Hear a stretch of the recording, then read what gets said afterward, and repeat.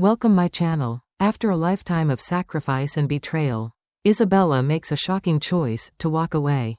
A story of pain, courage, and freedom. Stay tuned. Under the vaulted ceilings of the family's historic Boston brownstone, Isabella sat rigidly in an antique upholstered chair, her posture betraying a mix of anticipation and trepidation as she faced her parents and her twin brothers, Ryan and Derek, who lounged across the table with smug expressions.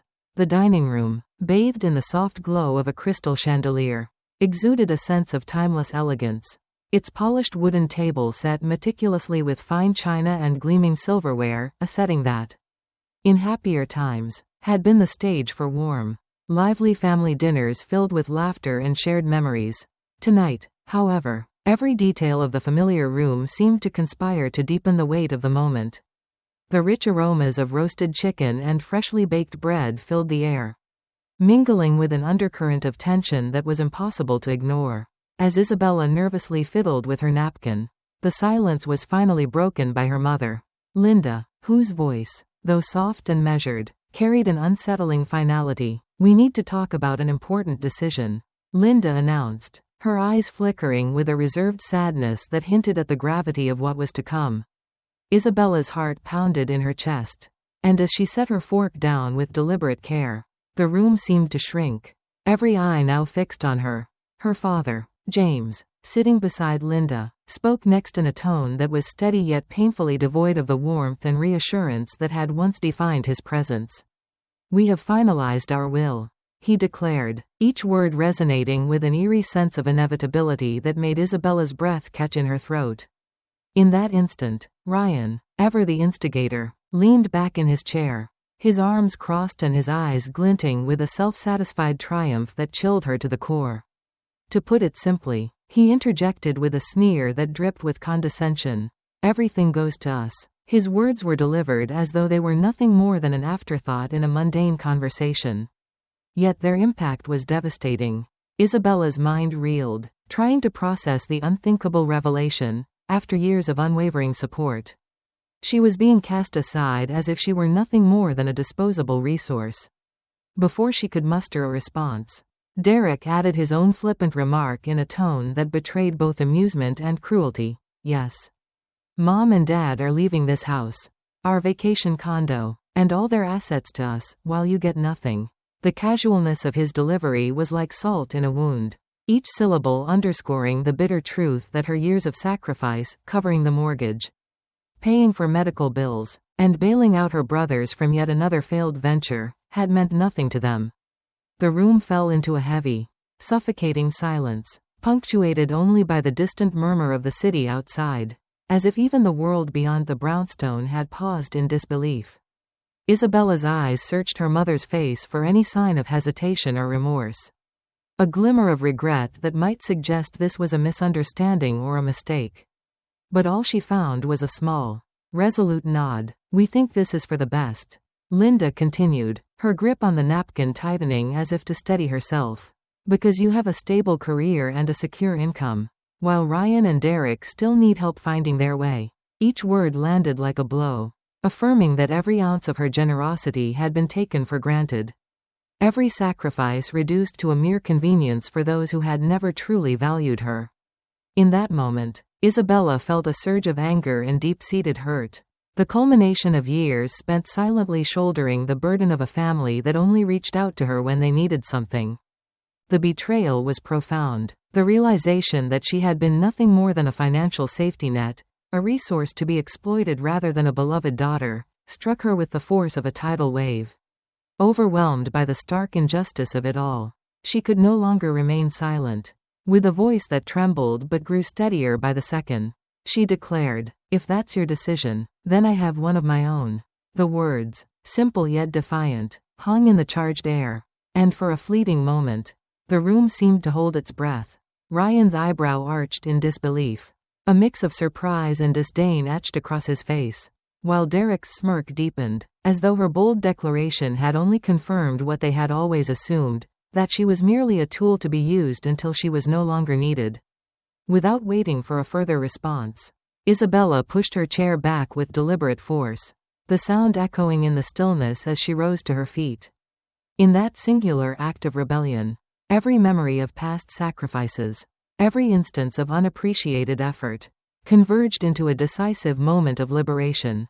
As she turned away from the table, the once familiar aromas of roasted chicken and bread, which had once signified the warmth of family gatherings, now seemed cold and hollow, a bitter reminder of the love that had been so callously denied.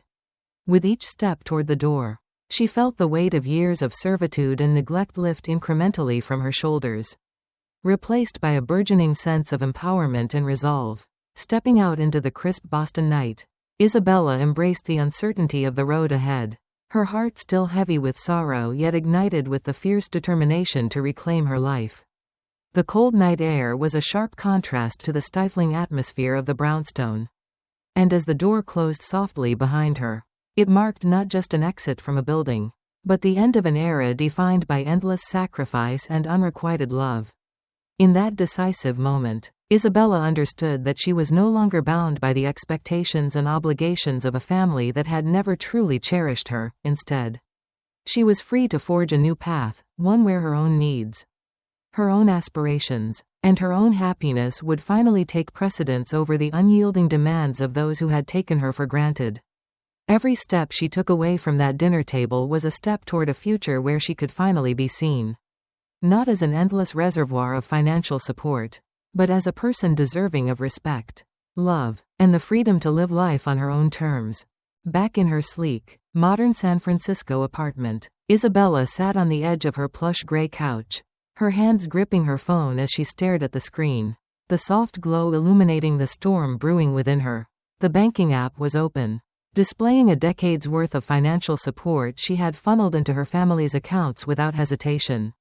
The figures stared back at her like damning evidence of her own self-inflicted servitude, $2,500 every month to her parents for their mortgage and household expenses. Another $1,200 split between Ryan and Derek whenever they called. Always with a desperate excuse. Always needing just a little more. Her stomach twisted as the memories rushed in, Ryan's failed music career, Derek's disastrous business ventures, her mother's veiled guilt trips, her father's quiet expectation that she would always step in when things fell apart.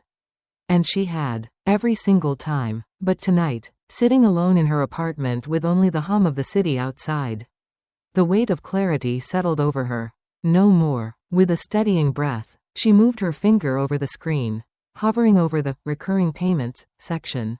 For years, she had told herself this was her duty, that she was simply doing what was right for the family. But what about her? What about the vacations she had skipped? The dream home she had delayed buying? The countless nights she had stayed late at the firm to work overtime, just so she could afford to keep supporting them?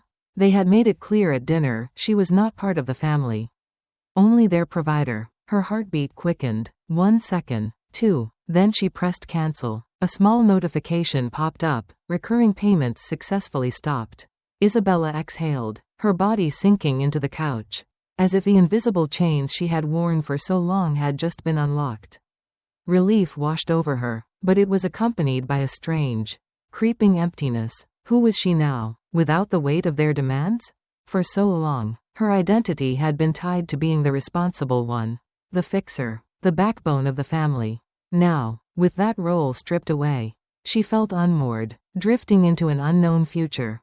But before she could dwell on it, her phone buzzed violently against the glass coffee table. Her mother. Isabella hesitated, then picked up. Isabella, did you cancel this month's payment? Linda's voice was sharp, but behind it, there was something else, panic. Isabella straightened her spine. Yes, Mom, I did. Silence stretched on the other end, thick and suffocating. Then, her mother's tone shifted, laced with the familiar mixture of disappointment and quiet manipulation. We rely on that money. You know that. How could you do this to your own family? Isabella clenched her jaw, forcing her voice to remain steady. Mom, family only matters to you when I'm paying for everything. I have helped for years. But you and Dad made it clear, I don't mean anything to you unless I'm handing over money. A sharp intake of breath. Then came the inevitable accusation. You're being selfish. Isabella. Isabella let out a dry laugh, devoid of humor. Selfish? I've been the one paying the mortgage. I've been the one covering Ryan and Derek's mistakes. But if money doesn't matter, then why don't you ask them to take care of you instead? Silence. A silence so thick Isabella could almost picture her mother's expression, angry. Frustrated. Confronted with the truth. I can't believe you're acting like this. Linda finally said, her voice cold with disappointment. This isn't the Isabella the first raised. Isabella's grip on the phone tightened. But she refused to let the old guilt seep in. No, Mom, this is the real me. You just never saw her. And with that, she hung up. A wave of emotions crashed over her, anger, sadness, but also something she hadn't felt in years. Liberation. For the first time, she didn't feel obligated to answer when they called. She wasn't their financial safety net anymore. She was free. The fallout came faster than Isabella had expected. The morning after she cut off the financial support, her phone lit up with a flurry of angry messages. Ryan and Derek were the first to react. Ryan's message was short but dripping with fury. Are you out of your mind? Mom just told us what you did. You're screwing us over. Moments later, Derek followed with something even more hostile. You think this is funny? You're betraying your own family. Don't expect us to ever see you as one of us again. Isabella read their words, her heart hammering in her chest. But for the first time in her life, she didn't feel the urge to respond. She didn't owe them an explanation. The calls came next. Her father, James, tried to guilt her with quiet disappointment. Isabella, he said when she finally answered, his voice heavy, as if she had personally ruined his life. Your mother is crying. She's exhausted, and this is breaking her. How could you do this to us? Isabella gripped her phone tighter, her knuckles turning white. Dad, I have done nothing but help this family for years. And yet, when you decided to leave me out of the will, there was no concern for how I'd feel. No one cared how hard I worked to keep this family afloat. Her father sighed, the exhaustion in his tone not from remorse, but from the fact that Isabella wasn't backing down. We never thought you'd be so cruel, he muttered before hanging up. Isabella stared at the blank screen, realizing how easy it was for them to paint her as the villain the moment she stopped giving. But it wasn't until later that week that things took an even darker turn. Isabella came home late from work. Stepping into the dimly lit hallway of her apartment building, something felt off. As she reached for her key, she noticed it immediately. Her front door had been tampered with. The handle and keyhole were completely sealed with a thick layer of hardened industrial glue. Her breath caught in her throat as the realization sank in. This wasn't an accident. Someone had done this on purpose. She stepped back, her pulse racing, before quickly pulling out her phone and checking the hallway security footage. Fast-forwarding through the evening's recordings. There he was, Derek, wearing a hoodie and baseball cap. But unmistakably him, moving with a casual confidence as he pulled out the can of adhesive spray and carefully filled every crevice of her door lock. When he was finished, he grinned at the camera before walking away. Isabella's blood boiled. This wasn't just some petty argument over money anymore, this was deliberate sabotage. An attempt to punish her for standing up for herself. And she wasn't going to let it slide. Without hesitation, she dialed the police. When the officers arrived, she handed over the footage, her hands shaking with rage. One of the officers watched the screen and nodded. Do you want to press charges? Isabella hesitated for only a moment. But then a cold certainty settled over her. Yes, she said, her voice firm. I want him held accountable. The next morning, her phone rang relentlessly. She ignored it at first. But when she finally picked up, her father's voice burst through the speaker, raw with anger. Your brother just got called in by the police. How could you do this to your own family? Isabella inhaled deeply, steadying herself. Dad, my own brother vandalized my home. If he doesn't want to deal with the police, he shouldn't have done something illegal. There was a pause before James's voice dropped into a lower, almost threatening tone. How much? Isabella blinked. What? James exhaled sharply. How much to drop the charges? A bitter laugh escaped her.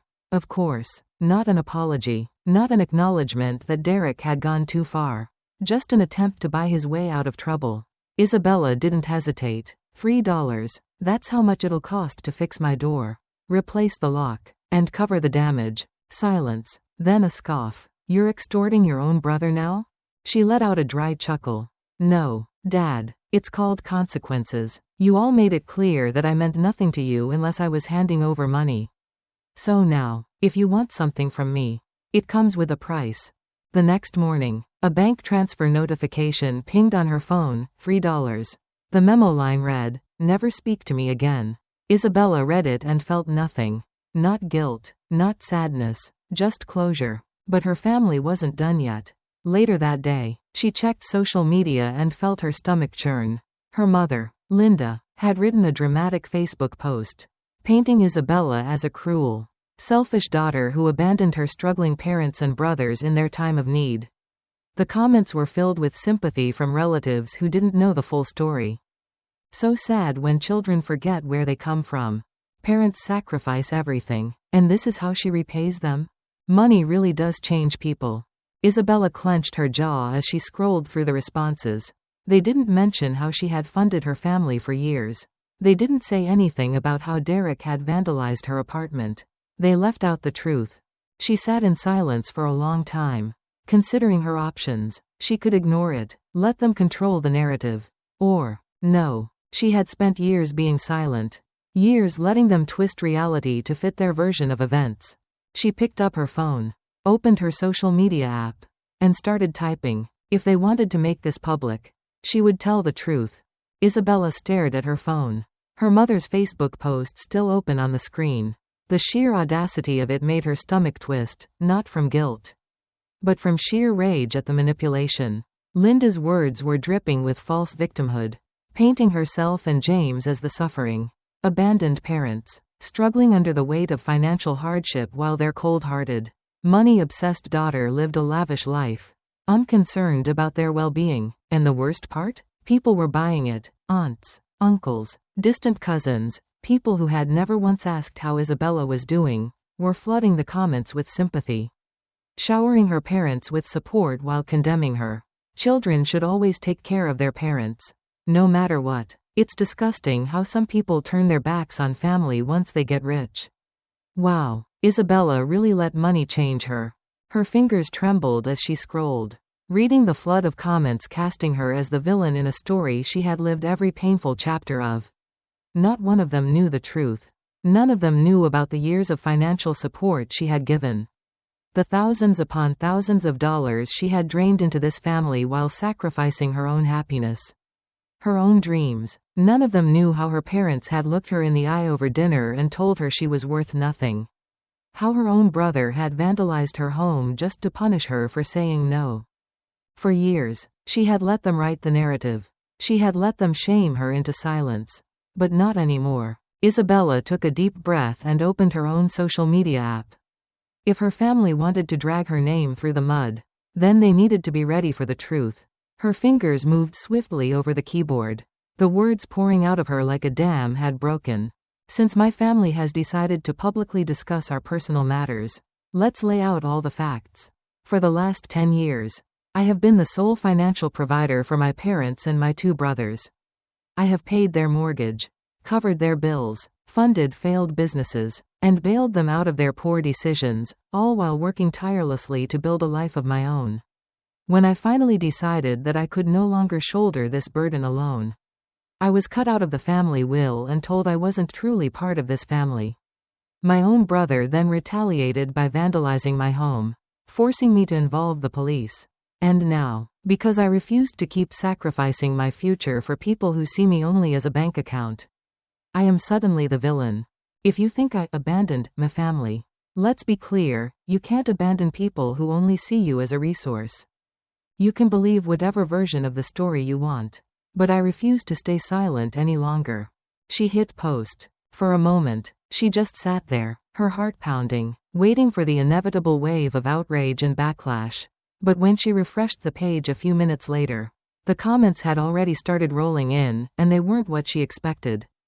Wait, your brother vandalized your home? And they're still defending him? 10 years of financial support and they still expect more? That's not family. That's entitlement. I used to think you were in the wrong. But after reading this, I see the truth. Good for you, Isabella. Slowly, the tide began to turn. Her relatives, once so eager to condemn her, were now questioning everything. Aunt Maria messaged her privately. Her words cautious but supportive. I never knew how much you did for them. I wish they had appreciated you before it came to this. Even some of the people who had blindly supported her parents before were now pressing for more details, asking Linda and James why they had expected their daughter to bankroll them for a decade. Why Ryan and Derek weren't taking responsibility for their own lives. Then came the call from her mother. Isabella stared at the screen as it buzzed in her hand, debating whether to answer. Finally, with a deep sigh, she picked up. The moment she did, Linda exploded. What the hell did you just do? Her mother screeched. Her voice so furious it was barely coherent. Do you have any idea how humiliating this is for us? Your father won't even leave the house now. You're making us look like failures. Isabella's grip on her phone tightened. Maybe if you told the truth in the first place, you wouldn't have to worry about what people think now, she said coldly. You're destroying this family. Her mother spat. If you do this, if you keep this up, then don't expect to ever be welcome in this house again. A long silence stretched between them. But for the first time, it wasn't Isabella who felt trapped. She took a slow, steady breath, and then she said the words she had been too afraid to say for years. That's fine, she said, her voice calm, resolute. I already left. And then, before her mother could say another word, she hung up. No tears, no regret, just a deep, liberating sense of peace. For the first time in her life, Isabella had taken back control of her own story. And no matter what her family did next, they would never be able to rewrite the truth again. For the first time in years, Isabella felt weightless. No more angry phone calls. No more guilt-ridden messages. No more financial shackles tying her down to people who never truly valued her. Her life was finally her own. She had spent so much time carrying the burden of her family's needs, sacrificing vacations, hobbies, even simple luxuries for herself just to make sure everyone else was taken care of. But they had never taken care of her. Now, with no more automatic withdrawals draining her bank account, no more obligations pulling her in directions she didn't want to go, she finally had the chance to do something for herself. And she knew exactly where to start. She had dreamed about this moment for years but had always put it off. Now, there was nothing holding her back. One evening, after a long but fulfilling day at work, she sat down at her laptop, poured herself a glass of wine, and booked a one-way ticket to Santorini, Greece. The rush of excitement that flooded her chest was something unfamiliar but exhilarating. She was doing this for herself. Since my family has decided to publicly discuss our personal matters, let's lay out all the facts. For the last 10 years, I have been the sole financial provider for my parents and my 2 brothers. I have paid their mortgage, covered their bills, funded failed businesses, and bailed them out of their poor decisions, all while working tirelessly to build a life of my own. When I finally decided that I could no longer shoulder this burden alone, I was cut out of the family will and told I wasn't truly part of this family. My own brother then retaliated by vandalizing my home, forcing me to involve the police. And now, because I refused to keep sacrificing my future for people who see me only as a bank account, I am suddenly the villain. If you think I abandoned my family, let's be clear, you can't abandon people who only see you as a resource. You can believe whatever version of the story you want. But I refuse to stay silent any longer. She hit post. For a moment, she just sat there, her heart pounding, waiting for the inevitable wave of outrage and backlash. But when she refreshed the page a few minutes later, the comments had already started rolling in, and they weren't what she expected. Wait, your brother vandalized your home? And they're still defending him? 10 years of financial support and they still expect more? That's not family. That's entitlement. I used to think you were in the wrong. But after reading this, I see the truth. Good for you, Isabella. Slowly, the tide began to turn. Her relatives, once so eager to condemn her, were now questioning everything. Aunt Maria messaged her privately. Her words cautious but supportive. I never knew how much you did for them. I wish they had appreciated you before it came to this. Even some of the people who had blindly supported her parents before were now pressing for more details, asking Linda and James why they had expected their daughter to bankroll them for a decade. Why Ryan and Derek weren't taking responsibility for their own lives. Then came the call from her mother. Isabella stared at the screen as it buzzed in her hand, debating whether to answer. Finally, with a deep sigh, she picked up. The moment she did, Linda exploded. "What the hell did you just do?" her mother screeched, her voice so furious it was barely coherent. "Do you have any idea how humiliating this is for us? Your father won't even leave the house now. You're making us look like failures." Isabella's grip on her phone tightened. "Maybe if you told the truth in the first place, you wouldn't have to worry about what people think now," she said coldly. "You're destroying this family." Her mother spat. "If you do this, if you keep this up, then don't expect to ever be welcome in this house again." A long silence stretched between them. But for the first time, it wasn't Isabella who felt trapped. She took a slow, steady breath, and then she said the words she had been too afraid to say for years. "That's fine," she said, her voice calm, resolute. "I already left." And then, before her mother could say another word, she hung up. No tears, no regret, just a deep, liberating sense of peace. For the first time in her life, Isabella had taken back control of her own story. And no matter what her family did next, they would never be able to rewrite the truth again. For the first time in years, Isabella felt weightless. No more angry phone calls. No more guilt-ridden messages.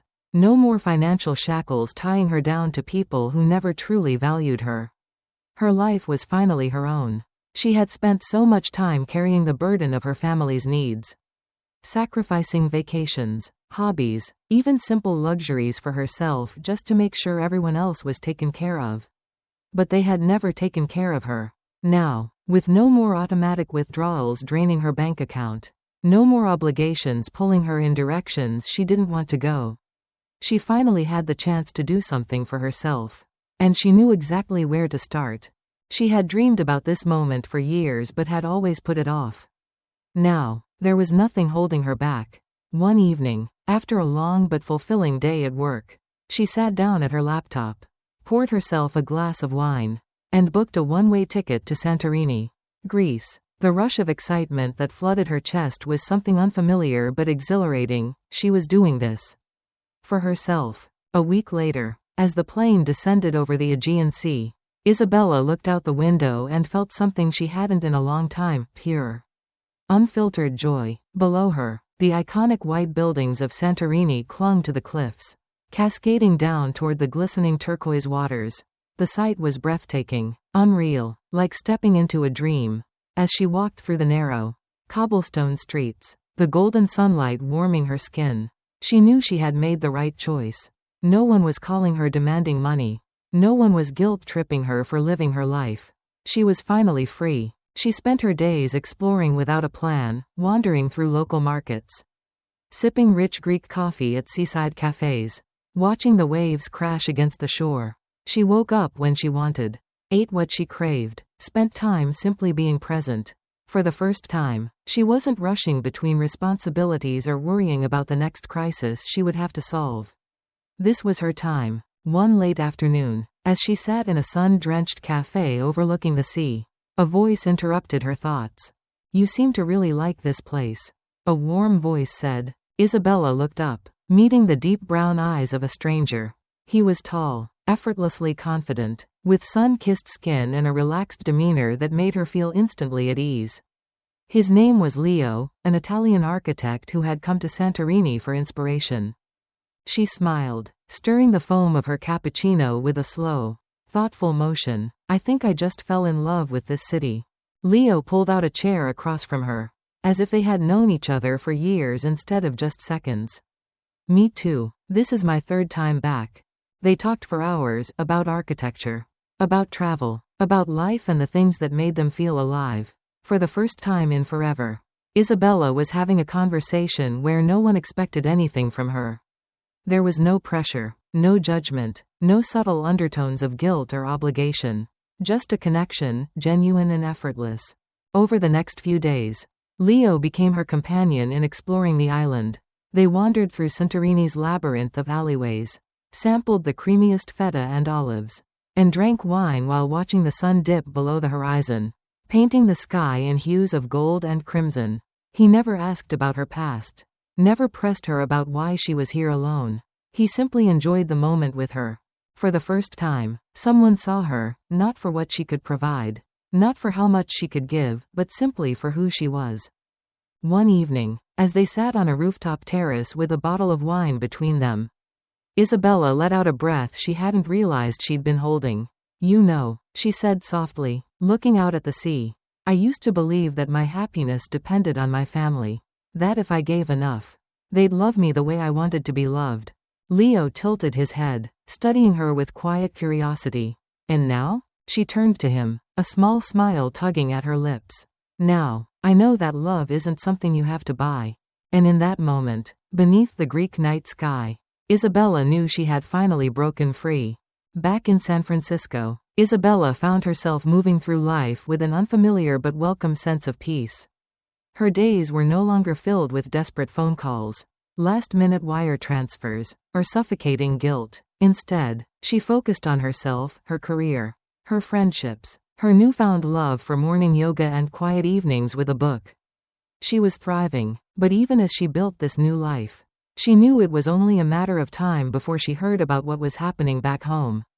One morning, while making coffee, her phone buzzed with a message from Aunt Vanessa. Isabella hesitated before opening it. "Vanessa, I know you don't care about them anymore. But your parents are struggling. Your father is working night shifts at a warehouse. And your mother took an hourly job as a cashier. They look exhausted. Isabella, maybe it's time to let this go?" Isabella exhaled, her grip tightening around her mug. There it was, the inevitable attempt to pull her back in. For years, she had been the one keeping them afloat, the one ensuring they never had to struggle. They had come to expect her sacrifices, believing it was her duty to bear the weight of their financial irresponsibility. But that weight wasn't hers to carry anymore. She typed a simple response: "They made their choice. So did I." Then she put the phone down. The messages didn't stop. A few days later, a mutual friend casually mentioned that Ryan had lost his job, fired for poor performance, and now couch surfing between friends. Derek, still chasing his dream of becoming a famous entrepreneur, was drowning in debt. None of this surprised Isabella. Without her financial cushion, they were forced to deal with reality for the first time in their lives. She didn't feel guilt, not anymore. Once upon a time, she would have felt obligated to step in, to fix everything, to once again sacrifice her peace for the sake of her family. But not anymore. She had already given them a decade of her life. If they had learned nothing from it, that was on them, not her. As the holidays approached, she thought about Christmases past.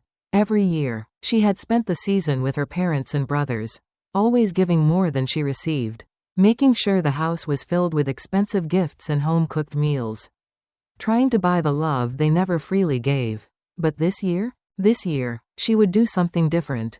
She invited friends over to her apartment for a Christmas gathering, people who genuinely cared about her, people who appreciated her for who she was, not for what she could provide. Aunt Maria arrived early, carrying a tin of homemade cookies, wrapping Isabella in a warm hug. "I'm so proud of you," Maria whispered. Isabella smiled. "You're the only person in the family who has ever said that to me." Maria sighed, her gaze filled with understanding. "I just wish they had realized your worth before it was too late." Isabella didn't respond. She didn't need to. As the night went on, filled with laughter, wine, and conversation, she realized that this was what family truly was. Not obligation, not guilt, just love, given freely, without conditions. Standing on her balcony later that night, watching the city sparkle below her, she let out a breath she hadn't realized she had been holding. She had spent her whole life giving and giving, trying to earn a love that had always been conditional. But now, she knew better. The Christmas lights in San Francisco twinkled against the cold December night. But for the first time in years, Isabella felt warm inside. She sat in her apartment, sipping mulled wine as the sounds of laughter and clinking glasses filled the air. Around her, her closest friends and Aunt Maria chatted happily, sharing stories and toasting to new beginnings. This was what the holidays were supposed to feel like. Not a gathering of expectations and guilt. Not an evening spent silently calculating how much money she would need to spend on her family's next crisis, but pure, uncomplicated joy. She had been worried, at first, that this holiday would feel lonely. After all, it was her first Christmas without her parents and brothers. But as she looked around the room, watching the people who genuinely cared about her, she realized the truth: she wasn't missing anything. If anything, she had gained something far greater, a holiday filled with people who loved her for who she was, not for what she could give. As midnight approached, Aunt Maria pulled Isabella aside, pressing a warm hand over hers. "You know," she said softly, her eyes shining with something between sadness and pride, "I just wish they had realized your worth before it was too late." Isabella smiled, squeezing her aunt's hand. "I don't," she said simply, "because if they had, I might never have realized it myself." She stepped onto her balcony, letting the cool night air wash over her. Below, the city buzzed with life, the streets illuminated with holiday lights. This was home now, not the brownstone in Boston, not the family who had drained her for years. This, right here, a life she had built for herself. For so long, she had believed that family meant sacrifice, that love was something she had to earn. But now, she knew better. Love wasn't transactional, it wasn't conditional, it was given freely, without expectation. And as she stood there, watching the Christmas lights twinkle in the distance, she finally felt it: peace. For the first time in her life, she was free. The lesson from Isabella's story is that self-worth isn't measured by how much you give to others, especially to those who only take without appreciation. Family is not defined by blood, but by respect, love, and mutual care. For years, Isabella sacrificed her happiness, believing that financial support would earn her acceptance. But she learned that true love isn't conditional. Walking away from toxic relationships isn't selfish, it's necessary for growth. In choosing herself, she found freedom, peace, and genuine connections. The story teaches us that sometimes, letting go is the only way to truly find yourself.